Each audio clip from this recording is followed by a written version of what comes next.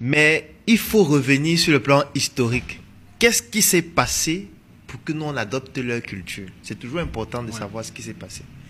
Je tiens à préciser que les Africains ont subi 400 ans d'esclavage chrétien. Je n'ai pas envie de parler de l'esclavage des musulmans qui a duré plus de 1000 ans. Les Africains ont subi la colonisation. Et quand je parle d'esclavage, je ne sais pas si les gens réalisent exactement ce que ça veut dire. Ça veut dire quoi? Ça veut dire qu'on arrive ici au Togo. On sélectionne les Togolais les plus forts, les plus valeureux. Peut-être 1000 Togolais. On les met dans un bateau. Et dans ce bateau-là, ce n'est pas que chacun a sa chambre. Ça veut dire que c'est un espace dans le bateau où on met 1000 personnes. On ferme. Le bateau-là va voyager pendant 3 mois, parfois 6 mois. Dans cet endroit-là où ils sont, il n'y a pas de toilette. Ils ne se lavent pas. Ils ne vont pas manger. On va leur jeter la nourriture de temps en temps. Ça veut dire que quand ils vont arriver, par exemple aux États-Unis ou je ne sais pas où, sur les 1000, il y aura peut-être 600 qui sont morts pendant le voyage. Et quand ils meurent là, ils vont rester avec les autres qui sont vivants. Ils vont pourrir. Ils font leurs déchets sur place, tout pendant les 3 mois ou les 6 mois. Quand ils arrivent, ceux qui sont restés vivants, on va estimer que c'est eux les plus valeureux. Et maintenant, eux, ils vont aller dans les plantations de canne à sucre. Et dans ces plantations-là, ils vont cultiver nus. On va les fouetter, on va les torturer. On va leur imposer de se comporter d'une certaine façon, de prier certaines divinités. Ça a été fait avec une violence dont vous n'imaginez même pas le degré. En fait, cette violence a été tellement profonde que ça a été inscrite dans nos gènes. Ça veut dire qu'on naît avec les séquelles de cette violence-là. Je ne veux pas parler de la colonisation et de tout le reste qui a été tout aussi violent. Parce que avant que les militaires n'arrivaient dans nos pays, ou alors les gendarmes, ou tout ce que vous voulez, l'armée, on envoyait les missionnaires avant. Les missionnaires venaient préparer le terrain de l'armée. Et qu'est-ce que les missionnaires venaient faire? Ils ne venaient pas nous chatouiller dans les oreilles que « Est-ce que tu sais que Jésus t'aime ?» Donc, on te faisait comprendre que Jésus t'aime avec la machette chauffée. Si tu ne veux pas croire que Jésus t'aime, on te coupe un bras pour te rappeler que Jésus t'aime. Vous vous rendez compte que pour que tu crois en Jésus qui t'aime, on doit te couper un bras, on doit te pendre, on doit t'accrocher sur une corde avec les mains et les pieds pour que ceux qui ne croient pas que Jésus les aime comprennent que s'ils n'acceptent pas que Jésus les aime, on va les pendre aussi. C'est quel Jésus qui nous aime ou pour l'aimer, on doit nous pendre, on doit nous tuer. Donc, à un moment donné, cette violence-là fait en sorte que nos ancêtres ont compris que, attention, si on ne croit pas en cette affaire-là, ils vont tous nous tuer.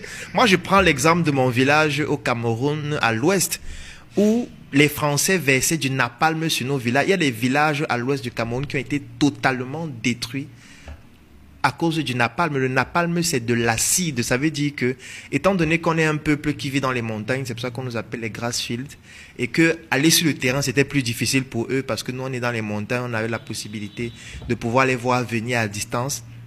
Qu'est-ce qu'eux, ils faisaient? Ils venaient avec des avions, et ils versaient de l'acide sur des villages. Au Cameroun, c'est plus de 200 000 personnes qui sont décédées combattant cette violence sur le plan culturel qu'ils nous imposaient, et qui commençait par les religieux.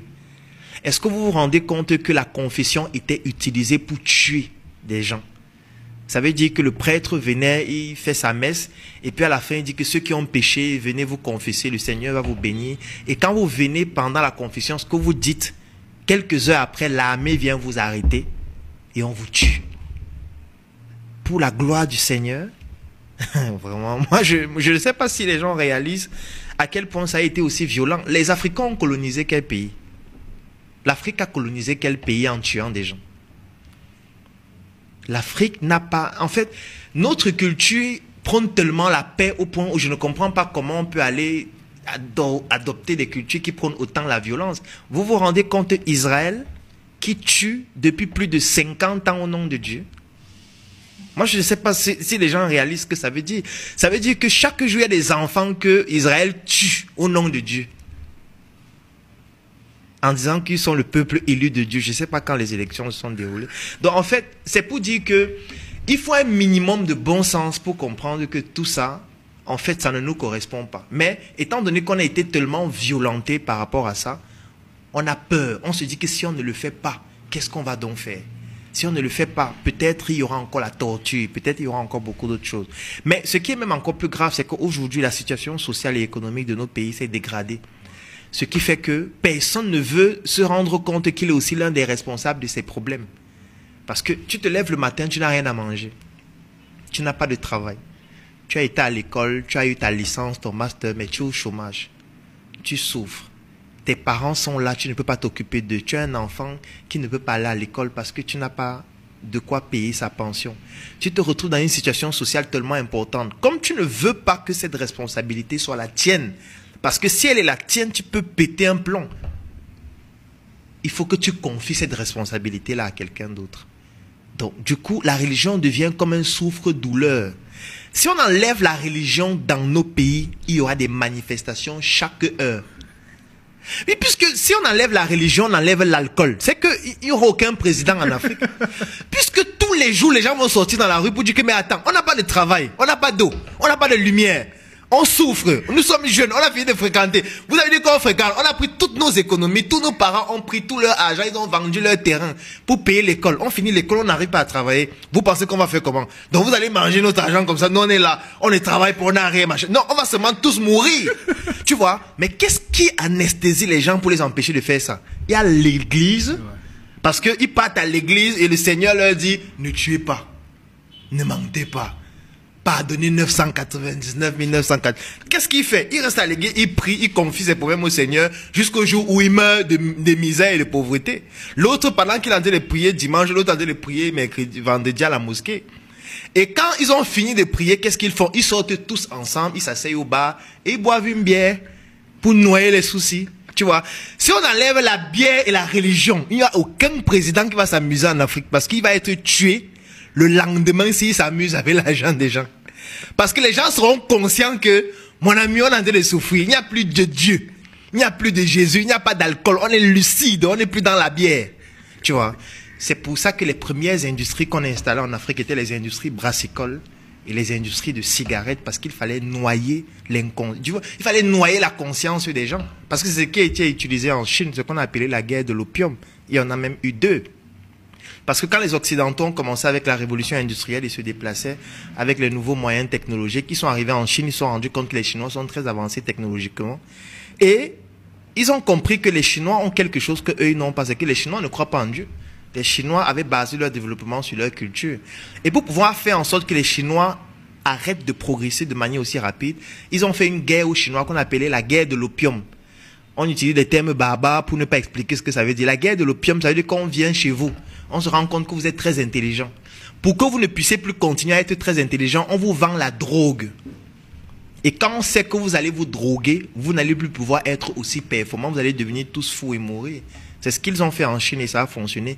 Ils ont appliqué la même chose en Afrique. La preuve, si vous regardez la plupart des pays d'Afrique francophone, quelles sont les entreprises qui contribuent le plus au PIB? Les deux premières en général, vous allez toujours voir une entreprise de brassicole. Ça veut dire que nous sommes noyés dans l'alcool. Quand vous allez sortir dans tous les quartiers, il y a au moins 2 églises. Dans tous les quartiers. C'est clair. Tu vois, avant c'était juste les catholiques, après il y a eu les protestants, après il y a eu les musulmans. Mais maintenant c'est grave. Jésus sauve et guérit, Jésus va venir demain, Jésus... On ne peut pas se développer comme ça, ce n'est pas possible. On est dans on est dans une comédie.